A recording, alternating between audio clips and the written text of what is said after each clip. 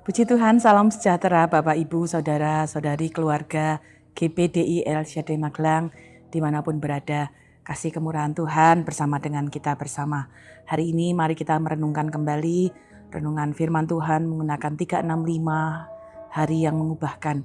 Pembacaan kita telah tiba pada kitab Injil Lukas pasal yang ke-23. Ini adalah catatan-catatan terakhir dari Injil Lukas tentang bagaimana penyaliban Yesus. Hari ini kita akan bersama-sama merenungkan ya kata dari salib. Ada dua kata ya dari beberapa catatan ucapan Yesus di kayu salib. Kita melihat ada beberapa catatan yang istimewa. Tetapi dari Lukas pasal 23 ini kita akan melihat ada dua kata yang kita renungkan. Tepatnya di ayat 34 dan juga ayat yang ke-43. Jadi ada dua ayat yang akan kita renungkan. Apa kata dari salib yang kita dapat renungkan bersama? Kita observasi bersama itu adalah Yesus sendiri yang mengucapkannya. Dan kita akan melihat kepada siapa Yesus mengucapkannya. Apa yang kita bisa interpretasi dan apa yang kita bisa aplikasikan dalam hidup kita. Kata yang pertama di dalam Lukas 23 ayat 34. Saya bacakan demikian firman Tuhan. Yesus berkata, "Ya Bapa, ampunilah mereka, sebab mereka tidak tahu apa yang mereka perbuat." Ada bagian yang menarik yang kita lihat di sini ya. Yesus berkata suatu permohonan kepada Bapa. Dan ini permohonan yang Yesus ucapkan ketika dia di atas salib. Ya, dia akan disalibkan. Ya, ini menjadi menarik untuk kita observasi bersama. Kenapa? Karena kata yang Yesus ucapkan ini diucapkan pada saat dia justru baru mengalami beberapa peristiwa yang mungkin kalau sekarang kita bisa katakan peristiwa yang pahit, peristiwa yang sangat tidak menyenangkan. Pertama, kalau Bapak Ibu baca di Lukas pasal 22, ya kita melihat bahwa dia dikhianati oleh Yudas, muridnya sendiri. Bagaimana Yudas kemudian menjual Yesus ya dan menerima sejumlah uang. Kemudian setelah itu dia juga ditinggalkan oleh Petrus, orang terdekatnya, murid yang dikasihi, murid yang dekat bersamanya. Petrus bahkan menyangkal Yesus sebanyak 3 kali. Yesus juga mengalami dia dibawa ke pengadilan di mana ada orang-orang yang memberi tuduhan-tuduhan palsu. Ya, kalau Bapak Ibu baca bagaimana Pilatus mengatakan tidak ada kesalahan yang ditemukan pada Yesus, tetapi orang-orang banyak memberikan tuduhan-tuduhan palsu. Di salib pun dia berjumpa dengan prajurit-prajurit yang menyalibkan dia, menyakiti dia. Bahkan kemudian kalau kita baca di ayat yang tadi kita baca ayat 34, mereka membuang undi untuk pakaiannya. Nah, pada merekalah ya Yesus kemudian mengucapkan dalam penderitaannya, dalam kesakitannya, yang Yesus ucapkan justru doa bukan bagi dirinya sendiri, tetapi bagi orang-orang yang menyakitinya, orang-orang yang melakukan hal-hal yang sungguh pahit kepada Yesus. Ya, apa yang kita bisa interpretasi dari hal yang kita observasi dari perkataan Yesus? Yang kita bisa interpretasi, yang kita bisa pelajari adalah hati Yesus sendiri. Betapa hati Yesus itu penuh dengan pengampunan dalam keadaan yang paling sulit, dalam keadaan yang paling menderita, yang dia naikkan dalam doanya justru kepada orang lain. Doa yang dia naikkan justru untuk menyentuh orang lain. Bapak, Ibu, Saudara, hari ini kita belajar. Mari kita interpretasi, mari kita renungkan. Tidak ada belas kasihan yang sebesar Yesus lakukan. Ya, kita dapat belajar di kayu salib. Ya, dia bersedia mengampuni orang yang mengejeknya, orang yang mengkhianatinya, orang yang meninggalkannya. Dan mungkin juga hari ini kita adalah orang-orang yang sebenarnya sama seperti Yudas, Petrus, bahkan orang-orang yang banyak. Kita mengkhianati Yesus dengan tidak setia kepadanya. Kita bisa juga kemudian melakukan hal-hal yang menyakiti Yesus dengan perbuatan-perbuatan kita. Tapi mari kita belajar untuk kembali merenungkan dari salib, ada satu kata, ada satu kalimat yang diucapkan oleh Yesus. Ampunilah mereka, sebab mereka tidak tahu apa yang mereka perbuat. Apa yang kita bisa aplikasi hari ini, apapun keadaan kita, apapun kondisi kita, mungkin kita berada di dalam satu masa, satu kesalahan yang sangat berat. Ya, kategori-kategori yang mungkin kita berkata, kesalahanku itu sudah sangat luar biasa. Aku sudah meninggalkan Tuhan, aku jauh dari Tuhan. Hari ini dengarkan kalimat ini, ada pengampunan Tuhan. Di dalam segala penderitaan yang dia alami, ada anugerahnya. Mari kembali kepada Tuhan. Dia siap mengampuni kita. Dia siap memberikan pengampunan kepada orang-orang yang mau datang kepadanya. Hari ini kita bersyukur ya, di dalam penderitaannya Yesus justru memberikan kita satu teladan. Ada kasih yang sangat luar biasa, kasih yang sangat besar. Puji Tuhan. Yang kedua, yang kita bisa observasi masih dari kalimat yang Yesus sendiri ucapkan. Tetapi pada ayat 43 kita melihat bahwa kalimat ini diucapkan kepada seseorang, yaitu penjahat yang ada di sebelahnya. Saya bacakan ayat 43. Kata Yesus kepadanya, "Aku berkata kepadamu, sesungguhnya hari ini juga engkau akan ada bersama-sama dengan aku di dalam Firdaus." Ya, ini adalah satu kalimat yang sangat luar biasa juga yang diucapkan dari salib. Ada satu janji, ada satu kepastian, hari ini juga, ya enggak nunggu besok, hari ini juga ya engkau akan ada bersama-sama dengan aku di Firdaus.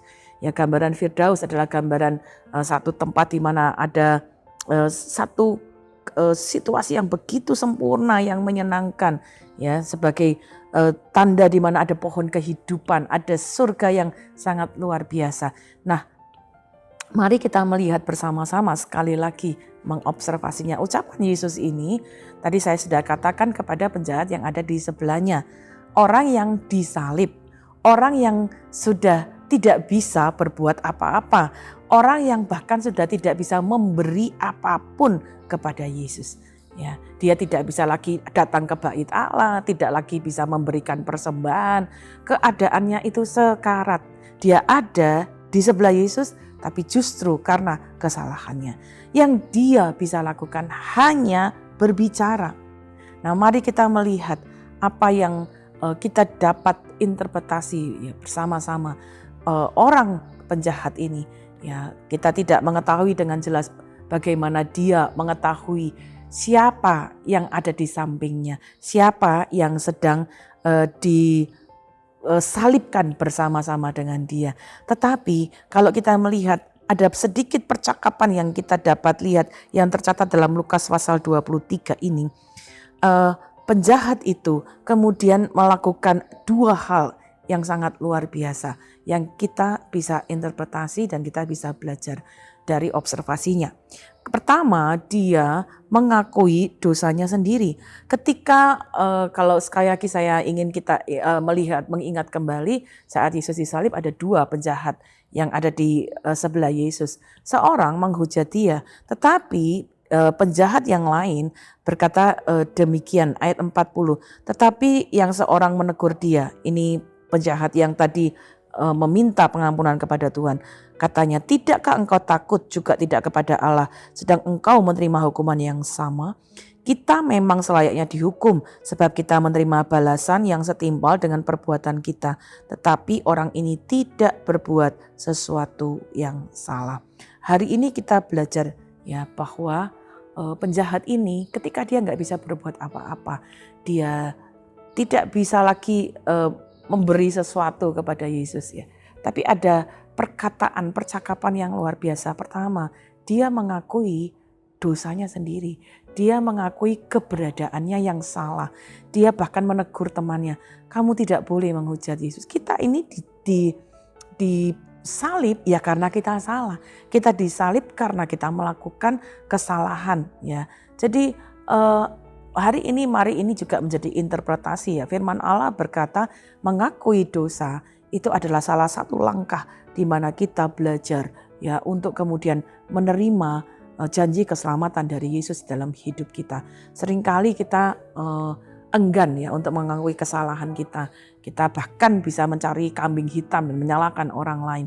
Tapi mari belajar ya, bahkan penjahat ini bisa mengakui dosanya sendiri. Dan ayat 42 penjahat ini melanjutkan, dia berkata begini. Lalu ia berkata, Yesus, ingatlah akan aku apabila engkau datang sebagai raja. Ya, jadi penjahat ini kemudian yang kedua dia meminta keselamatan kepada Yesus. Yang menarik sekali untuk melihat bahwa penjahat ini di saat-saat terakhirnya ya dia dapat mengenali Yesus, bahkan meminta keselamatan kepada Yesus. Ini sesuatu yang menarik ya, karena kita lihat kita tidak mengerti bagaimana penjahat ini bisa mengerti bahwa di dalam Yesuslah ada keselamatan. Tetapi yang menarik justru di saat-saat terakhirnya dia menyerukan, meminta keselamatan. Roma 10 ayat 13 berkata bahwa setiap orang yang berseru kepada Tuhan akan diselamatkan. Jadi apa yang kemudian kita bisa aplikasikan dari perkataan Yesus? Ya, baik ada pengampunannya, dua ada keselamatan di dalam Dia. Hari ini kita bisa belajar bahwa dalam Yesus kita dapat belajar ada harapan. Dari kalimat-kalimat yang diucapkan Yesus di kayu salib itu menunjukkan bahwa keselamatan itu bukan karena perbuatan kita. Keselamatan itu hanya semata-mata karena kasih karunia Allah. Oleh karena itu, bagaimanapun keadaan kita hari ini, mungkin kita seperti Yudas, Petrus, ya orang-orang banyak yang memperlakukan Yesus dengan tidak adil, atau bahkan seperti penjahat yang ada di sebelah Yesus. Mari kita jangan putus asa. Yesus siap menerima, mengampuni orang yang berdosa yang paling buruk sekalipun. Mari kita datang kepada Tuhan, karena kita dapat belajar ya, pencuri yang disalibkan di sebelah Yesus itu tentunya orang yang paling beruntung ya, karena dia disalib di sebelah Yesus. Ketika dia mengaku dosanya, dia meminta keselamatan, dia menerima keselamatan. Kita nggak bisa bayangkan kalau dia mati di kayu salib yang lain, di waktu yang lain, bahkan nggak di sebelahnya Yesus, ya dia nggak akan menerima kehidupan yang kekal. Karena itu kiranya kita belajar ya, aplikasikan dalam hidup kita, ada harapan pengampunan di dalam Tuhan. Dan kedua, jangan pernah ya kita menganggap sepele, ya menganggap rendah kasih karunia Tuhan.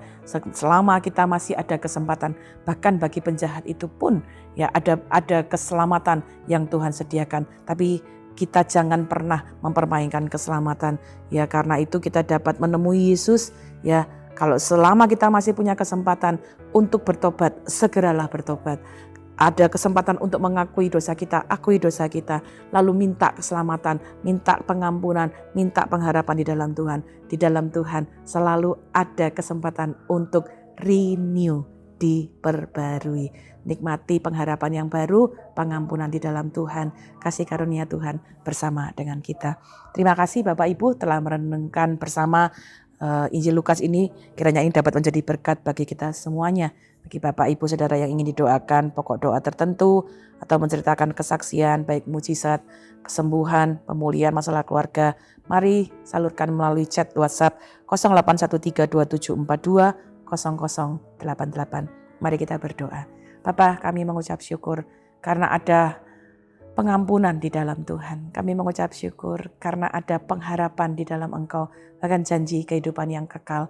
Karena itu kami mau belajar datang kepada Engkau dengan penuh kerendahan hati. Datang kepada Tuhan untuk meminta keselamatan di dalam Engkau, meminta pengharapan, pengampunan di dalam Engkau. Dan kami belajar menghargai kasih karunia yang Tuhan sudah berikan kepada kami. Berkati setiap kami untuk terus hidup dalam kebenaran-Mu, hidup dalam ketaatan sepenuh kepadamu. Kalaupun hari-hari ini kami ada yang jauh atau kami meninggalkan Tuhan, biarlah ini satu kesempatan yang kami dapat gunakan untuk kembali dekat kepadamu, kembali mengasihimu. Berkati seluruh keluarga GPDI LCD Magelang, supaya kami hidup di dalam kasih karunia Tuhan sepanjang hidup kami. Terima kasih Tuhan, sesungguhnya seluruh keluarga GPDI LCD Magelang rindu kepada titah-titah-Mu. Hidupkanlah seluruh keluarga GPDI LCD Magelang dengan keadilan-Mu. Di dalam nama Tuhan Yesus Kristus kami mengucap syukur dan berdoa. Haleluya. Amin.